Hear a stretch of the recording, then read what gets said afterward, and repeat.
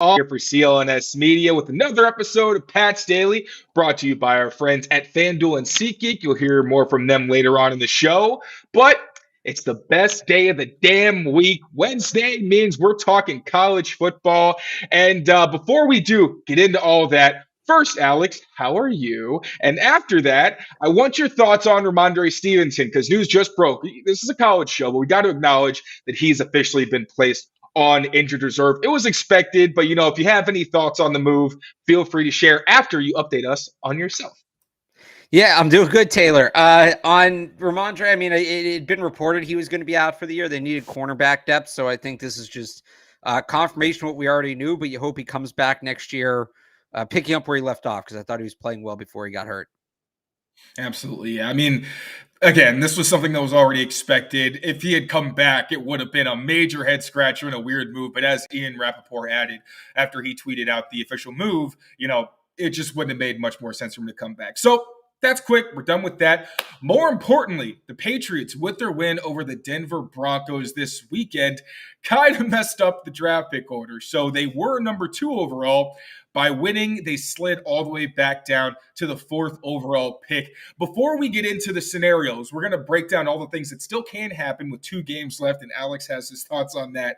But what did you think? Was this a disappointing feeling for you? I was conflicted as hell. I didn't know how I was supposed to feel because you love to see guys that work so hard and have still bought in, considering the circumstances, battle and pull out a win on the road. Great for them. But at the same time, they gave up the 2nd overall pick. Yeah, look, I think if people want to root for draft positioning, that's understandable. I'm, as a draft guy, disappointed. It would be the higher they're picking, the better it is for me. I'll never fault the team for winning a game, though, and I've said this before. If you want to place blame at them when we get to April or May and they don't trade up. Mm-hmm. That's really the point. It's kind of the price of doing business in the NFL, and it's not like they're hitting on those 2nd or 3rd round picks. They're going to have to deal anyway. They're not going to. It's not going to cost that much to go from 4 to 3. It's not like we're talking about them, moving up from 20. So It's hardly the end of the world. The NFL draft isn't nearly as predictable as a lot of people I feel like are treating it. Everybody's the top 3 teams are all taking quarterbacks, so they're screwed. I don't think it's a lock that the Bears take a quarterback. I don't think it's a lock that the Cardinals take a quarterback. If they don't, maybe a quarterback goes in those spots to a team trading up, which again, Patriots have the most ammunition to trade up with that number 3 pick. They should be in the market for that. Yep. All right, so we're going to take a look at the draft order as it is now, and then we're going to go over some of the scenarios. Share my screen real quick. All right, so as it stands right now, the Chicago Bears, because of the pick from Carolina, still number 1 overall. It really looked like the Commanders and Panthers were going to help the Patriots out a little bit with a win this weekend, but of course, these teams are where they are for a reason. Even Jacoby Myers couldn't dig the Commanders out of the hole that they dug themselves. So number 2, we've got the Cardinals. Number 3, we've got the Commanders. Patriots once again at 4. And then in kind of the same neighborhood where if the Patriots end up winning another game, that's going to put them in the – obviously things are going to change based on the week. But when we're looking at 5-win teams, the Giants, Chargers, and Titans are all in that area. Now, you think which of these teams are probably going to be looking for a quarterback. The Giants, they just signed Daniel Jones to a ton of money. They really can't, which is a – you talk about teams that are in a really bad spot. That stinks for the Giants. Who would you rather be right now, Taylor, Patriots or the Giants? Oh, my God, the Giants. Not even – the Patriots. I'm sorry, the Patriots. Okay, not even close because they're locked into a horrible situation. Right. Then you got the Chargers. They're locked in with their quarterback. The Titans are interesting because Will Levis is playing well for them. I think they'll probably give him another year, but it's kind of a similar situation with the Patriots. Well, maybe they just spent a pretty legitimate pick on Will Levis. So it's not like they can – necessarily are a shoe-in to jump into the pool, but it's kind of a similar thing to the Patriots where it's like, all right, is this guy our future or is he just maybe a really, really good backup? And because we have a premium pick, maybe we try to capitalize on him with a quarterback. So they're another team that could possibly be in the mix. And then the Bears, once again, they got 2 picks. Justin Fields has been playing pretty well for them lately. Hasn't been perfect. The passing is still a little streaky, but he's such a ridiculous athlete that, it does make that conversation interesting, but they could be in the mix. The Jets, of course, we've talked about it. They're probably going to be in the mix for a quarterback, whether that's, they get a good go ahead. I don't think they are in the first round because they are clearly, if we've learned one thing about the Jets this year, they are petrified of Aaron Rodgers. And how is Aaron Rodgers going to react to them? And Rodgers is kind of buddy-buddy with Zach Wilson now, too. I think part of it is because he knows Zach Wilson's not a threat. I'm not convinced. Look, they'll probably take quarterback day 2, maybe early day 3. Like, they need the next guy. I don't think Rodgers is going to want help, and I think the Jets go get him help. I was going to say, yeah, that's the kind of pick where they probably take, or they trade up or something, try to get a Joe Walton, Olu Fashanu. Last year, they tried to stand pat, get Broderick Jones. That obviously didn't work out. Then they panicked. So it's possible we see them try to make a move to get Aaron Rodgers some more protection because the dude didn't even make it through a quarter before he got injured. And then, the Atlanta Falcons, that's pretty far out. The Patriots can't get in that territory. But that's the pick with the top 9. So now we're going to go over some of the draft scenarios. Now, it is very important to emphasize these can change drastically. This is just the best we can do right now. So we have something to talk about, some idea of where the Patriots draft position could end up through the next couple of games. So if the Patriots lose out, all right, if they take L's against the Bills and the Jets, they are locked into a top 4 pick. So that's still pretty good because if you're at 4, and like you said, you want to trade up to 3 or 2, get one of the elite quarterbacks or, that top tier like a Caleb Williams or a Drake May, you can do that. Or if you really like Jaden Daniels because he's right under that tier, in my opinion, based on what I've seen so far, then you can try to make a move maybe to get up to 3 if you need to, or you stand pat based on how the board falls and you get him at number 4. They can lock up the number 3 overall pick with a strength of schedule tiebreaker against the Commanders, or if the Commanders win a game. Now, the Commanders are going to finish against the 49ers and the Cowboys. So again, it depends how that all shakes out. I'm not a mathematician. It's why I cover football for a living. So I'm not going to be the guy who breaks down, exactly how that works out or what the scenarios are for them. But with the 49ers and the Cowboys being such good teams, it's more likely that the Commanders are going to end up with the Patriots are going to end up rather with the tiebreaker over the Commanders if that happens, and they'll get the 3 pick. And they can reclaim the number 2 overall pick if the Cardinals end up winning a game and get themselves behind, and the Cardinals finish against the Eagles and the Seahawks. Now, the Eagles are obviously down a little bit. The Seahawks aren't in the best position either, even with Geno Smith back. He had that game-winning drive, of course, so, they're not exactly, in a horrible position. But they seem like games where maybe Kyler Murray pulls it out, but probably going to take L's there. Any thoughts on that, the likelihood that they're actually going to lose their next 2 games, the Patriots? I think the Bills should beat them. The Bills are playing well right now. I think the Jets is certainly a game the Patriots can lose. And it would be funny if the Jets finally snap this losing streak, because what is it, 15 in a row the Jets have won against the Patriots? It would be kind of against Jets, yeah. It would be kind of funny if the Jets snap that losing streak in a way that actually helps the Patriots out. That would be very Jets to snap the streak in a meaningless game that a loss is better than a win for New England. So, I do think there's a good chance Patriots win out, but that Jets game is somewhat of a toss-up. Also, how hilarious would it be if when the Patriots finally get back to sweeping the Bills, it knocks them out of the playoffs or something like that? Part of me wants them to win just because of how much I hate Buffalo, but right. I understand, yes, draft positioning. It's a really weird time, man. I have so many mixed feelings. And the nice thing is that they can't, the Patriots can't totally shoot themselves in the foot. We're not talking about them sliding back to 16, where to get back into the top 5, it's a massive reach. You know, they could be in much worse positions. If they win 1 game, they're locked into a top 7 pick. So a little bit better, not a huge difference maker there. But still, when it comes to trading up and the value of moving around the board, those things do matter. If the Patriots win out, they still have a top 9 pick, not even top 10. They have a top 9 pick. That's because the Raiders beat the Chiefs this weekend. So based on that, I'm really feeling like the Patriots could get at least 1 win. I feel like it's going to be against the Jets. But even still, there are some different options that we have here. So before we actually get into those, dive too deep, I want to throw it to our friends over at FanDuel as soon as I find the ad over here. All right, there it is. We'll be right back. Early this NFL season with FanDuel, America's #1 sportsbook. Right now, new customers get $150 in bonus bets with any winning $5 money bet. That's $150 if your team wins. If you've been thinking about joining FanDuel, there's no better time to get in on the action, NFL. The app is so easy to use. There's a wide range of betting options, including you got spreads, you got your player props, you got over-unders, and more. So visit FanDuel.com/Boston and kick off the NFL season. FanDuel, official partner of the NFL.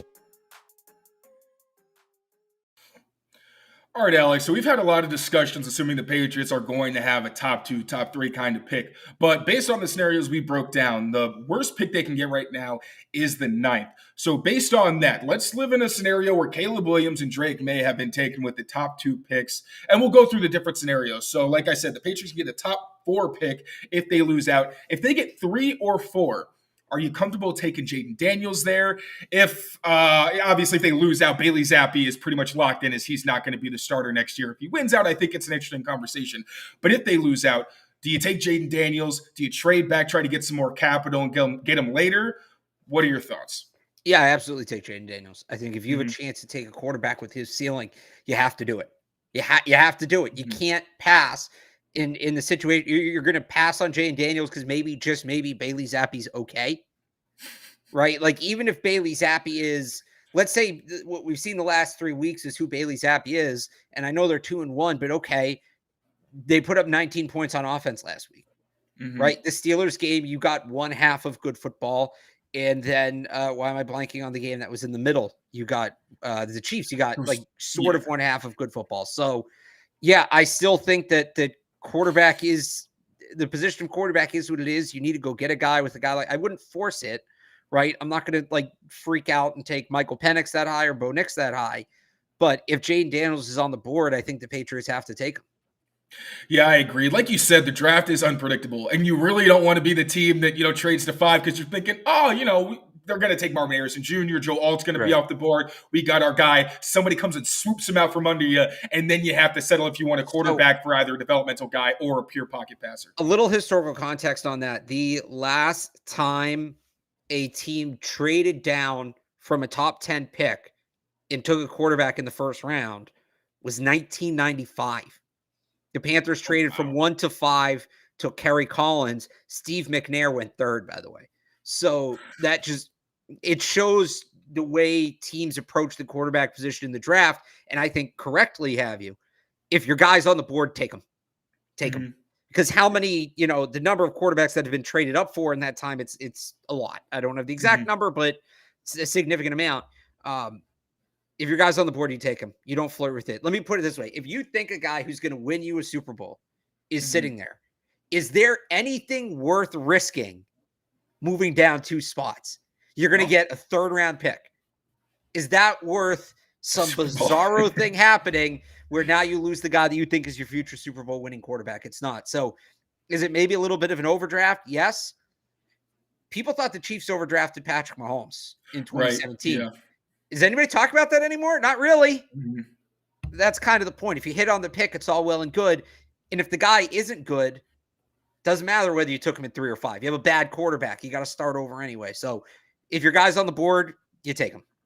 And if you're going to overdraft at any position, it's going to be quarterback because no one's really going to give you crap if you take, especially a Jaden Daniels. It's not like you're shooting for a Penix or a Bo Nix where there's like, yeah, no, legitimately you should have waited and that was really bad. Jaden Daniels is one of those guys with his talent, as you said. You really want to pull the trigger because it's so easy for somebody to take him out from under you.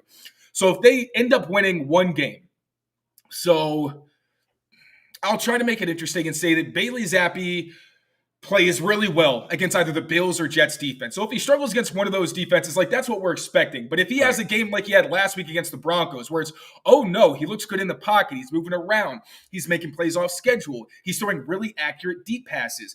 If that happens, does that change your mind at all? Do you feel like, okay, maybe we get, because we were talking about this in the media workroom, like maybe you get Joe Alt because, again, that is probably the second hardest position to get a true franchise player where you lock him in for 10 years, you say, this is our guy, we don't even have to think about this position. Do you start flirting with that, or is it still, we're taking a quarterback?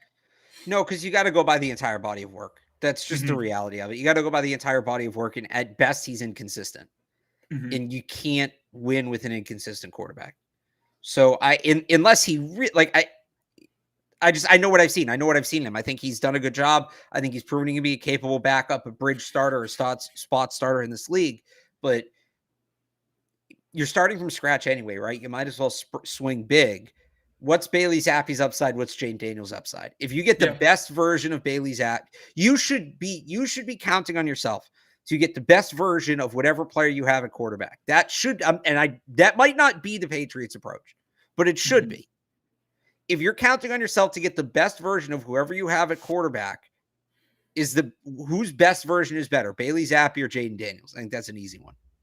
I do think I absolutely agree. I really got no notes there, especially considering, okay, you talk about even if the offensive line, you don't have that franchise left tackle, and you try to do your best, but it's still not a great unit. You're going to get a lot more out of Jaden Daniels with a bad offensive line than you're going to get out of a Bailey Zappe just because he's stuck to the pocket. And you can move if you give him a big gap or something like that, but it's not the same. Let me be clear. This is not me saying that the offensive line is fine. This is not me saying that the wide receiver room is fine. They're not. And those need to be addressed as well. But the reality is good quarterbacks don't come available. There's a lot of good wide receivers in this draft. There's some good tackles, but there's always one or two good tackles every year. There's never, ever, like the whole thing about good quarterbacks being available in free agency and via trade. I know that's kind of become the norm in the last couple of years. That's because there was such an overflow of talent at the quarterback position in the 2010s, more than the league has ever seen, that it created this kind of anomaly where you saw guys like Tom Brady, Aaron Rodgers, Peyton Manning, Phillip Rivers, Russell Wilson, Matt Ryan changing teams. I think Rodgers was the last, like, who's next from that group? That they've all aged out now. I know some people say, oh, you signed Baker. The Bucs are idiots if they let Baker make it. He's not going anywhere. They are not letting that guy out the door because they don't want to be in the spot the Pats are. I say this all the time, Taylor. The worst place you can be is in the quarterback carousel. That is a scary, scary, scary place to be as an NFL team. There's a reason I held on. You guys kind of got after me for holding out hope for Mac Jones as long as I did. Part of the reason for that was I didn't want to be here. I didn't want to be in the quarterback carousel because it's terrifying. So you still need to address tackle. You still need to address wide receiver. But there's other ways to do that, whether that's Troy Smith or Jonah Williams in free agency. I think like you can get a guy, Patrick Paul, early in the second round, who's maybe not a potential all-pro like Joe Alt is, but I think is a plug-and-play day one starter and is going to be a good, capable NFL tackle. There's wide receivers in this draft that are going to go in the second round that I have first-round grades on, guys like Xavier Worthy and A.D. Mitchell. You also have T. Higgins is going to be available. Mike Evans, if the Bucs have to pay Baker Mayfield, they may not pay Mike Evans. They may say we're going to go young at wide receiver. He could be a guy that's available. There's also future years because almost every year, there's 3 or 4 first round graded instant starter offensive tackles.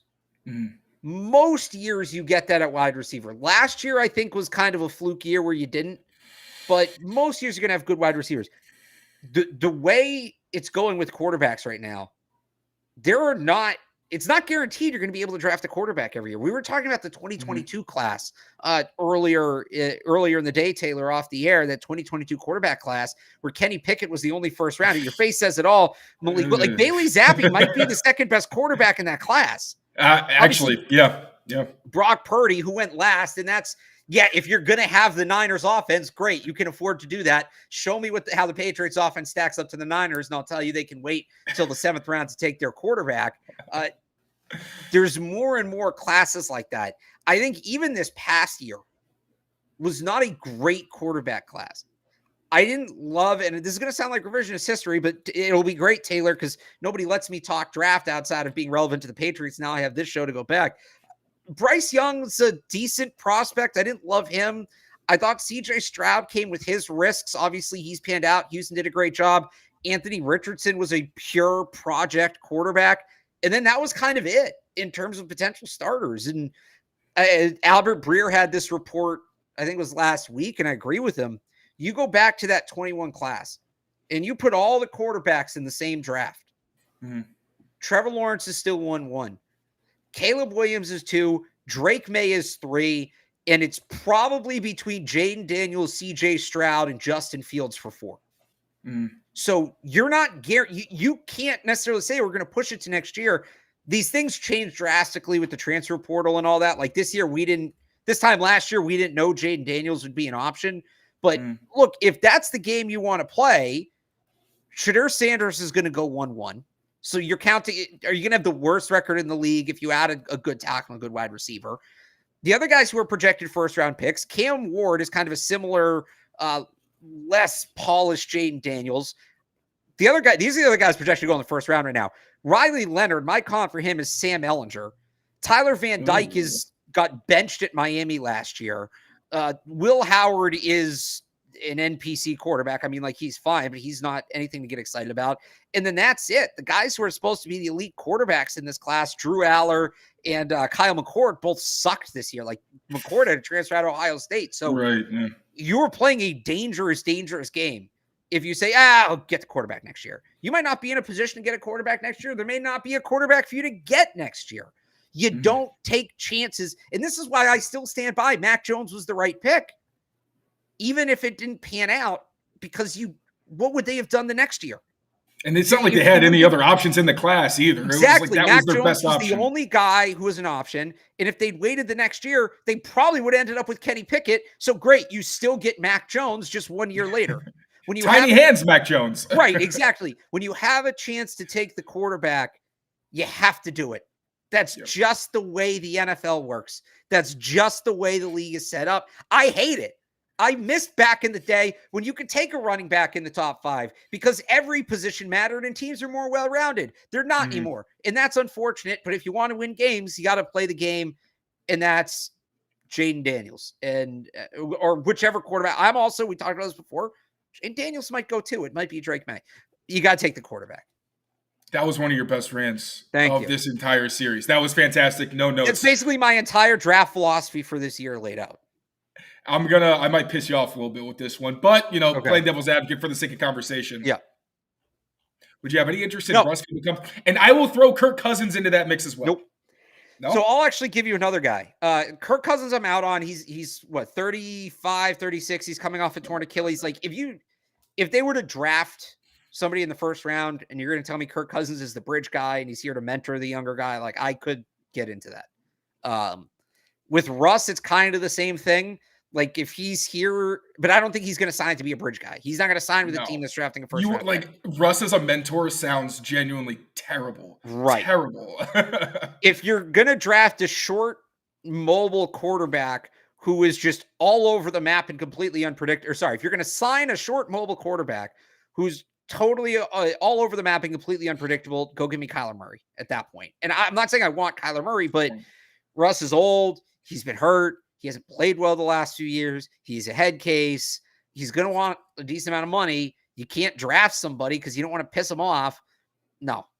I'm out on Russell Wilson. There probably are teams he makes sense for in the league. I think Atlanta would be a great fit for him. That's one team because they run a good offense for him. And he, much like Arthur Smith, just does not consider throwing to tight ends ever. So that's kind of a match made in heaven. Atlanta makes sense.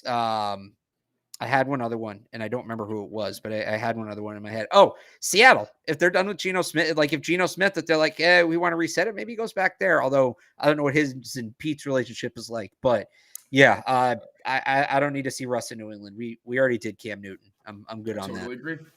All right, so now the last scenario that we're going to talk about was if they win out. If they win out, and this is, to make this interesting, Bill O'Brien mentioned how Zappe is getting better. Bill Belichick said Zappe is getting better. And again, last week was a legitimately good performance. In Pittsburgh, we talked about it. I still had my questions where I was like, I think he got lucky on a few of those throws. I didn't like the decisions. I thought he was really slow processing, and there's still issues. But the highs were like, oh, no, this is very real. And he cut way down on the turnover-worthy plays. He had the opening fumble, didn't have another one after that. And that is significant because the whole thing Belichick said is protecting the football. That's your first job as the quarterback because you touch the ball more than anybody else. So if he gets better and you see, he's playing well against the Bills. He's playing well against the Jets. Those are two of the best defenses in maybe not the Bills necessarily, but they're a good defense. They're well coached. Jets are one of the better defenses in the entire league, and they're in your division. So that's a pretty significant showcase. If he wins out, has like 100 passer rating in both games, and you're looking and saying, I'm seeing the progress. It's not perfect, but, he's showing me something very real. Do you still say, I don't care, I would rather have a guy who's proven he could at the very least be a great backup and maybe even a good starter? And then you get a guy at quarterback who you get in the draft and you say, this is the athletic freak, where if Bailey Zappe doesn't work out, then, we're still in a really good position. And this is considering if they had a top 9 pick. So they'd probably have to trade up or they'd have to stand pat, get Jaden Daniels or something like that. Or do you say, no, Zappe has really shown me something. I want to stick with this guy. He's going to be cheap. And then you go and get your Joe Alt or your Marvin Harrison Jr. Trade up and get the quarterback. Everything I said still applies. Yep. Get up, get Jaden Daniels, go where you got to get him. It's playing game in the NFL. You got to go. And we just kind of went through it. Like, there aren't as many teams in need of a quarterback as you'd think. Go up and get the quarterback. You got to do it. Not even like wait to get like a Michael Pruitt or something, or like a Bo or somebody like that. Like you're saying, no, get your top quarterback. No, the drop from Jaden Daniels to Michael Penix, and everybody knows I like Michael Penix. The gap between Jaden Daniels and Michael Penix is significant. You're talking about a different kind of player. All right, that's fair enough. All right, so went through the scenarios, what we want. Personally, I'm with you. Like, Bailey Zappe needs to knock my freaking socks off for me to say, okay, no, he's your guy. Just because it's still not a big sample size. Like, we saw how slow he was out of the gate, but again, like, he is getting better week to week. So if he shows us something crazy that like nobody expected, then I'll give it some more sincere thought. But right now, I still think you got to get your quarterback, because this league is run by the quarterbacks who can create outside of structure, can make plays, not just with their athleticism, but also with their arm talent and things like that. Bailey can make a lot of throws, but he doesn't have the kind of arm where you're saying, okay, he can roll out this way and absolutely kill us downfield. So yeah, we're on the same page there. Before we move on to the college football playoff preview, quick word from our friends at SeatGeek. We'll be back. For the best deal on Celtics tickets, and with over 28 million downloads, SeatGeek is the #1 rated ticketing app. There are more than 70,000 events every single day on SeatGeek, including concerts, sports festivals, and more. With the NFL, NBA, and NHL seasons in full swing, you don't want to miss out. SeatGeek has your tickets to every game. Plus, artists like Travis Scott are on tour. They put all the tickets across the web in one place to make sure you're getting a good deal. Each ticket is rated on a scale of 1 to 10, so look for the green dots. Green means good and red means bad. Every ticket is backed by their buyer guarantee, and SeatGeek is the only site that lets you return your tickets ahead of the event with swaps. So as you know, I always come through for you guys. You can use my code DREAMERSPRO for $20 off tickets at SeatGeek. That's $20 off your first purchase with promo code DREAMERSPRO. Make sure you check the link in the description to download the app.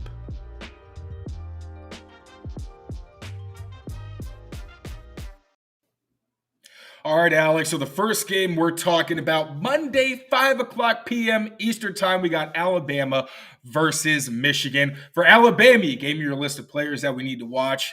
I don't know these guys super well. You're the college guy, as we know. So I'll list some of these guys. You give us the breakdown and things that people need to know heading into the game. For Alabama, you've got offensive tackle J.C. Latham, wide receiver Jermaine Burton, and safety Malachi Moore. Tell us about those guys and why you think they'd be good on the Patriots. Yeah, so first off, I'll just say it's funny. Of the 4 teams, I have the fewest Alabama players of any team as players for the Patriots. That may sound crazy, but all of Alabama's top players are defensive players.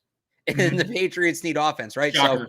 So these are my, like, don't get me wrong, like Dallas Turner, Kool-Aid McKinstry, players to watch, very good, top 15 picks, but probably not for the Patriots. So that's just kind of the context we're doing this in.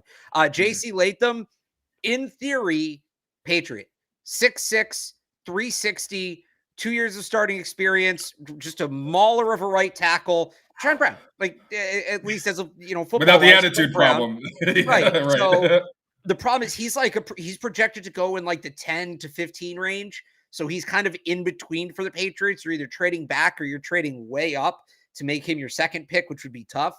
But the kind of, maybe watch him, because who knows? Maybe he has a good combine. Maybe Olshan or Joe Alt kind of fall back or something. You never know what's going to happen.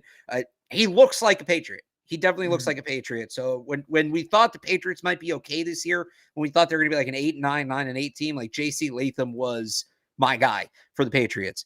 Jermaine Burton, fun receiver for Alabama. So Bama's not the receiver factory right now that it had been the previous few years. That goes for a number of reasons, such as the transfer portal kind of caught Saban off guard and things like that. But Burton's a good player. He's a Georgia transfer, so he spent 2 years at Georgia, transferred to Alabama. Deep threat. 35 catches this year for 777 yards. And I think it's like 9 or 10 touchdowns. 20 yards a catch? 22.2, yes. 6 foot 194. So he's not big, but he plays bigger than that size. Like you think of a guy like that is just like a burner. Like he's going to run past people.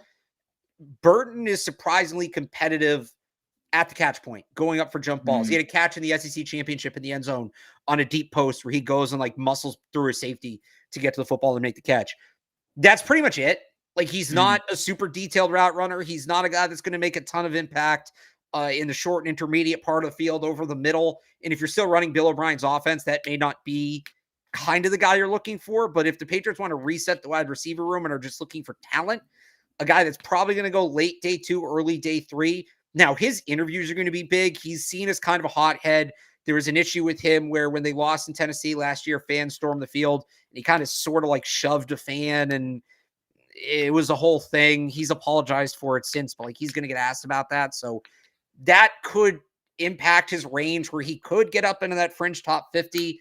If teams don't like what he has to say about it, he could fall a lot further down. But I think somebody who appreciates explosive offense, like I see him in Miami, and I'm like, this guy is a third receiver Miami would eat. Can the Patriots get it? He's not going to solve all their wide receiver problems, but if they're, let's say they new GM comes in, all right, I got to clean this thing out. We're going to get rid of Parker. We're going to get rid of Juju. We're going to get rid of Tyquan. We're going to rebuild the room. Would not be a bad, you cross your fingers there, would not be again, not your number one, still got to add, but I think would be a fun player, a decent player to add and kind of have as an ancillary piece. And then, yeah, I did put one DJ player on here, Malachi Moore, just because if Bill is still here, it's Bill's pick. Like he is Bill's pick. He is that kind of rover. And the Alabama always has that one guy that plays box, plays slot, plays some deep. He's playing up at the line of scrimmage. He's playing in all situations. Like he's just always on the field. He's always around the football. It's from a variety of different assignments, from a variety of different alignments, but he's on the field making plays. It was Brian Branch last year, right? This is the guy that kind of stepped into Brian Branch's role, Malachi Moore. I'd like to see the Patriots get a true free safety, and we'll get to a guy who I think maybe fits that, but we know Bill has no problem just hoarding box safeties, and Malachi Moore, box safety from Alabama, who plays all over the field. Yeah, that's just such a Bill pick. I just hit on like so many Bill Belichick buzzwords. That's the guy. And he's projected to go probably early on day 3. I don't think he cracks the top 100, but you're talking about probably anywhere from the middle of the 4th round to the end of the 5th. Hell yeah. All right. Especially Kyle Duggar. We have no idea what his situation is going to be. Jalen Mills probably gone. So he's probably more of a hybrid corner than Duggar. Like imagine like a bigger Miles Bryant. And there's another guy I have a comp for Miles Bryant that we'll get to, but like kind of a bigger, more athletic, like Miles Bryant's skill set, but bigger and more athletic is I think where Malachi Moore probably sits. Not much bigger, not much more athletic, but a little bit. Okay. All right. So Michigan. Now these are longer lists. I'll name them off just for the sake of time. You can give me like your top 3 and why you're most excited about them, but so people know who to look for. So Michigan, we've got quarterback JJ McCarthy, running back. That was such a trap. I love being black in these situations. Running back Blake Corum, running back Donovan Edwards, wide receiver Roman Wilson, defensive back Mike Sanricidi. Mike Sanderstill. Sanderstill. Okay, that was a tough one. My font is not nearly big enough. And safety Rod Moore. So yeah, of that group, give me your top 3. So yeah, look, I'll just kind of fly through quick. McCarthy, everybody knows how I feel about him. He's got to prove it, actually throwing the ball against a better defense. If he gets, we'll see what he does to Alabama. The running backs, Patriots are going to need a running back. They're going to need a running back with Ramondre in a contract year if they don't pay him. I loved Blake Corum for them last year. He hurt his knee late in the season, unfortunately, and ended up going back to school. He's been excellent. He reminds me a lot of Ramondre coming out. I think he's a similar kind of player. Had 1,800 yards last year before he hurt his knee. 1,400 rushing, 1,800 total. Donovan Edwards plays a lot too. This is the best, backfield tandem in college football. More of a pass catcher, 30 catches this year. Both are early day 3 picks. I think they both are prototypical Patriots. Roman Wilson, I sort of just talked about, we just talked about Jermaine Burton. Everything I said about Jermaine Burton minus the top flight speed. So really physical receiver, likes to go down the field, excellent at the catch point. He basically he needs to be better pre-catch, if that makes sense. So the release, the route running, He's good at the catch point. He's very good at the catch point. He's good after the catch. He runs hard. Also very physical blocker. Guy's tenacious. But so he's a football player, but he's raw. Yeah. I'd say that's a good way to put it. So, just a player I've liked watching. I don't know how much he's a fit for the Patriots, but I've always just enjoyed his game. Mike Sainristil, to me, if you're going to take one Patriot, one pick from this list, he's up there. So Everett High grad, Massachusetts guy.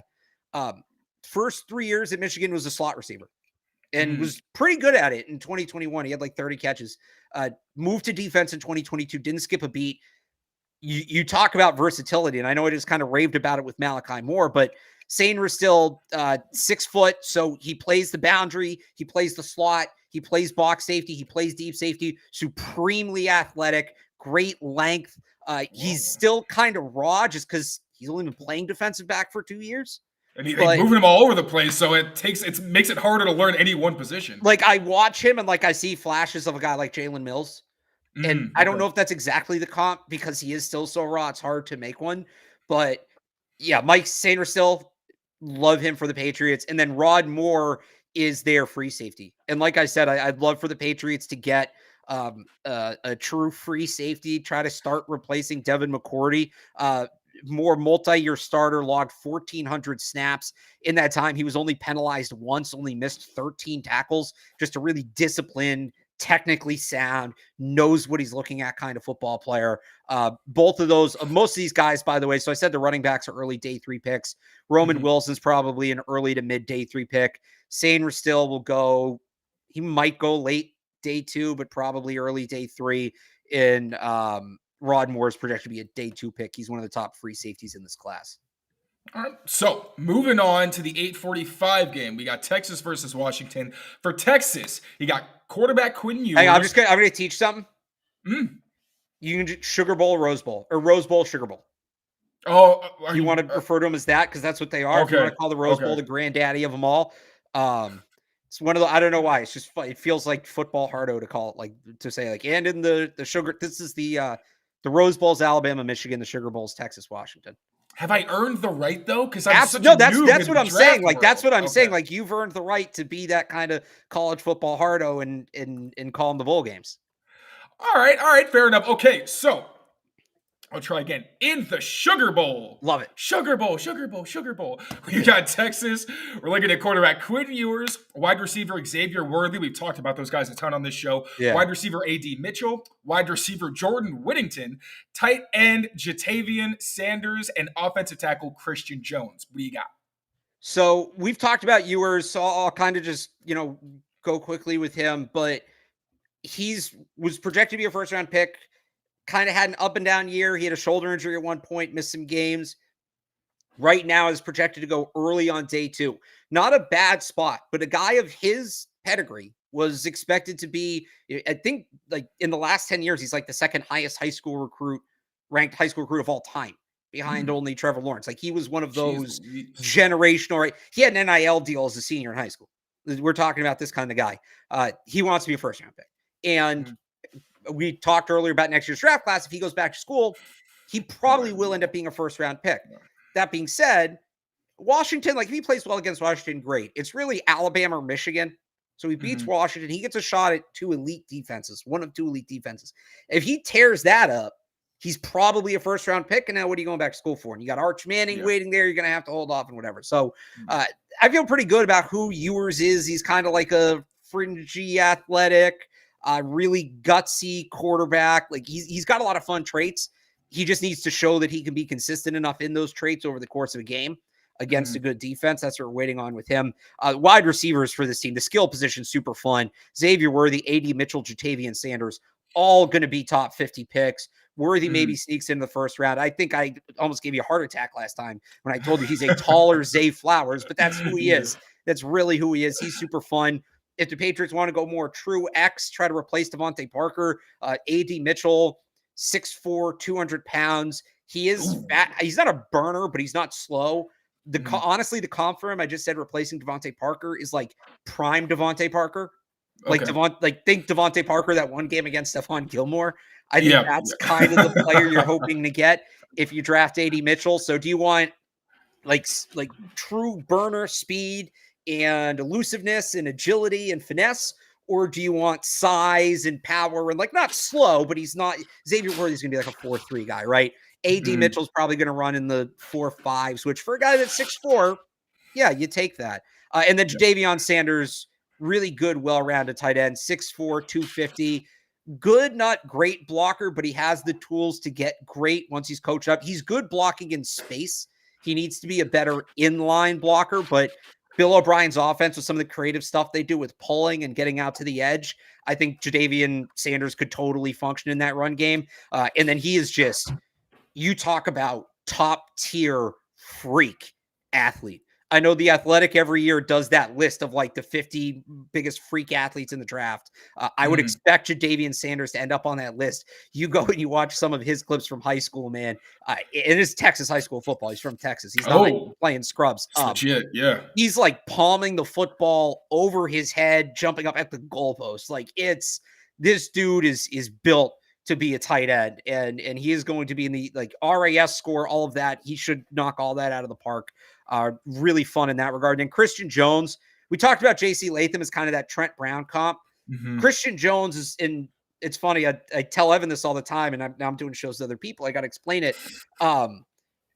There's like tiers in the draft of certain players, right? So last year you had like the Zay Flowers tier, where Zay Flowers was your first round guy. If you want that kind of player, Zay Flowers is your day one guy. You had Tank Dell was your day two guy. Demario Douglas we called day three Zay. That's what we called him. That's what he was. Yeah. Christian Jones is your day. He's kind of fringe day two, day three, but we'll call him top 150. Christian Jones is like your top 150 JC Latham, where big guy, big dude, 6'6", 330. 2 years of starting at 3 years starting as a right tackle, 1 year starting as a left tackle.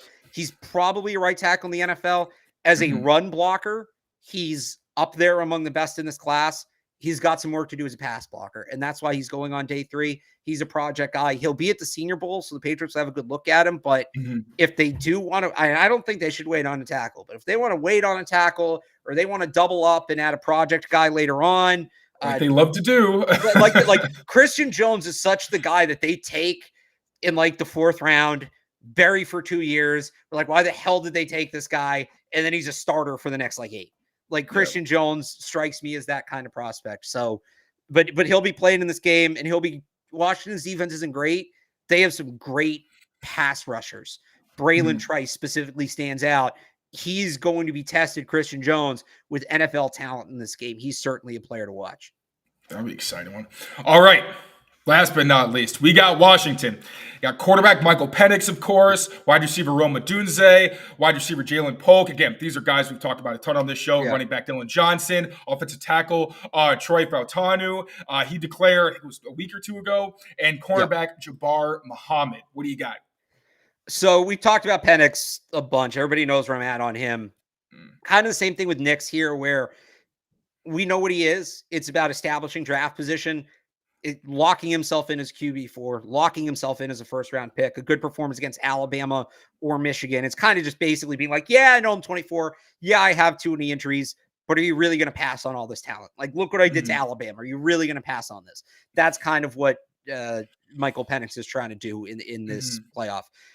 Everybody knows Rome Odunze too, another guy I love. I've compared him to Stephon Diggs. I just think he's such a good, well-rounded receiver. Texas's corners aren't great. He should eat in that game. And then if he gets to Alabama, and I know I keep saying both offenses are going to light it up, and people are like, well, one team has to win, Alex. I know. I think they're going to score combined like 110 points in this game. I think this is going to be an absolute shootout. I think this is going to be an electric football game. I'm so excited for it. Odunze should have a very big game. I'm looking forward to seeing him again. Super well-rounded guy. Jalen Polk, to me, late day 2, early day 3, super interesting prospect for the Patriots because he reminds me a lot of Jacoby Myers. Whereas I would say he's more a chain mover. Like, he's not a big play threat. That's just not really his game. He's a chain mover, and he's really good. He's got good size, 6'2". He's got very strong hands, an excellent catch radius. Now, the reason I hesitate to compare him to Jacoby is Jacoby was elite at reading a zone, finding the hole, and sitting down. Polk's not there yet. He's not seeing defenses at close to that level yet. It's actually an area I'd consider him pretty raw. If you can coach him up on that regard, I think you're looking at a Jacoby Myers kind of player. Again, late day 2, early day 3 guy. If the Patriots want to try to find somebody with a similar skill set, physically, Polk has a lot of comps. It's just mentally getting him caught up to that point, which for Jacoby, now he was a quarterback, so it was a lot easier for him, but it took him a while. Like he needed the Cam Newton pep talk to really like kind of have everything click. Right. Fatanu. So there's a bunch of tackles who are going to go like late first, early second round. The Senior Bowl is going to be big. All these guys are going to be at the Senior Bowl. And when you talk about sorting that group out, and I just want to pull up my list of names here. I apologize, but you have right now projected to go between 20 and 50. So this is 30 spots. Amarius Mims, Talise Fugawa, Troy Fatanu, Kingsley, I can't pronounce the last name, from BYU, Jordan Morgan, Tyler Guyton, Patrick Paul. All those guys are going to go about in a 30 to 50 pick range. And it's a question of which order do they go in. And Fatanu's going to be in that mix. So if you're somebody who thinks the Patriots, quarterback in the first round, tackle in the second, or trade up and get a tackle, this is the guy you're looking at. Experienced 2-year starter at left tackle, athlete, flexible. He's not, size isn't a negative, but it's not a positive. He's 6'4", 317, but he's long though, right? He's long, but no, you're good. Ask as many questions, like cut in. That's what this is for. I hope I'm not pushing you out. 6'4", 317, good, not great length. We'll see what he measures in at, but it's like he's going to be a 24-year-old rookie. So he's probably maxed out physically. Like, this isn't a guy, you're not going to bring him in and transform his body. You're pretty much getting the player you're getting. So high floor, low ceiling tackle, but maybe that's what the Patriots want. Maybe they say, look, we're making a choice to pass on Joe Alt, Olu Fashanu. We just want a guy we can plug and play. And we can just put in there over the course of his rookie contract next 4 years and forget about. And then we save the most depth player for last. Jabbar Muhammad is a fringe day 3 pick, trending UDFA. He has come on incredibly strong these last few weeks, playing boundary corner for Washington against some good offenses. He's closed the season strong, 2 picks, 6 pass breakups over the final 3 games. He's been excellent in man specifically. His ball skills are excellent. He's really good, like once the ball's in the air, kind of taking it away from a wide receiver. Opposing quarterbacks have a passer rating of 61 when targeting him this year, 52 specifically in man. All right, so why is he supposed to go undrafted? 3-year starter, transferred from Oklahoma State to Washington last year. That Oklahoma State defense, the way they play, there's not a lot of translation to the NFL. So there's really kind of just 1 year of tape. He did have some rocky games in there as well as he played at the end. He wasn't super consistent, and he's 5'10", and that's going to be part of the big knock. So he's a perfect Patriot. Well, right. So yeah, you see where I'm going with this. Yeah. He reminds me a lot of last year, if you remember Travius Hodges-Tomlinson, the corner from TCU who won the Lombardi Award as the best corner in the country, but was 5'8", and it was like, well, are we really going to play him on the boundary in the NFL? This was also Miles Bryant. Miles Bryant had a great career at Washington, but he was exclusively a boundary corner, and he went undrafted because everybody's like, we're not going to play this 5'9" guy on the boundary in the NFL. Right. Patriots don't play him on the boundary a ton. They kind of move him around, and maybe that's what they'd end up doing with Muhammad if they added him, but they'll play a 5'10". Muhammad's 5'10". He's a little bigger than Miles Bryant. John Jones is 5'10". They have no problem playing him on the boundary. Now, John Jones is much faster. Muhammad doesn't have that quite top flight speed, but I just look at a guy that has really good ball skills, has had good production, plays at a program in a system the Patriots like. I said earlier, I have a guy that I think is a really good comp for Miles Bryant. All things considered, Jabbar Muhammad reminds me a ton of Miles Bryant. I think he could have a very similar career, and I think New England would be a great landing spot for him. And again, this is a guy that's probably late day 3 UDFA. Maybe he moves up a little bit if he does well in in the pre-draft process, but this is the corner the Patriots had that nobody's paying attention to. And then all of a sudden, like midway through the year, we're like, he's making a bunch of plays, Jabbar Muhammad. So, and he'll obviously, Washington, Texas, I'm sure we'll see him some on Xavier Worthy. I'm sure we'll see him some on A.D. Mitchell. Jordan Whittingham is Texas's third receiver, who's also a good player. He's going to get truly tested in this game. So let's see. If he plays well, then yeah, you're probably looking at a guy that is solidified as a draft pick and goes into camp with a chance to win a spot. If he gets blown up in this game, maybe the last few weeks were just the best he is, and it was a fluke. And all right, we wasted the last 5 minutes talking about him, and we move on. I mean, the Patriots have a lot of question marks at cornerback. They just claimed Marco Wilson because their depth is shot. John Jones has been battling injury. It feels like for years at this point. Miles Bryant's reaching free agency. Marcus Jones has been hurt for the past 2 seasons. We have no idea what's going on there. So if there is anybody who's going to turn an undersized boundary corner into a suitable player in the NFL, it's probably going to be the Pats. Seems like a great fit. All right, that's going to do it for us, everybody. Alex, please let the people know what you got coming down the pipeline, what they should be looking out for. So I'll actually be dropping a full written piece on all these players tomorrow morning on 98.5thesportshub.com. And I'm going to make Evan talk about it on Catch 22 as well. So that'll be tomorrow morning on Patriots.com. Tune into those. Thank you, buddy. See you next week. I'll see you tomorrow, but we'll see you next week. We'll do that. We're going to have games to talk about. We're going to have a ton to talk about next week. It's been a minute. And the Mayo Bowl. We're going to see a grown man get watered-down mayo dumped on his head for winning a football game. Did you see they have a soft serve machine in the press box at the Mayo Bowl? Does mayo come out? No, ice cream. Oh, my God. Actual ice cream. Okay, I got really scared for a second. It's mayonnaise flavored. What the... I can't even say what I want to say on air. The Mayo Bowl is that's what non-playoff bowl game should be. It's all about the pomp and circumstance, dude. It's great. Oh God! All right. I'm learning. I'm learning. Drake May's there. He's not playing, but he's there. That's true. So we'll see him on the sideline, get all the body language analysis and all that going. But thank you all for tuning in. Always appreciate you. Take care of yourselves. Take care of each other. Stay away from mayonnaise, and we'll see you next time. Peace, everybody.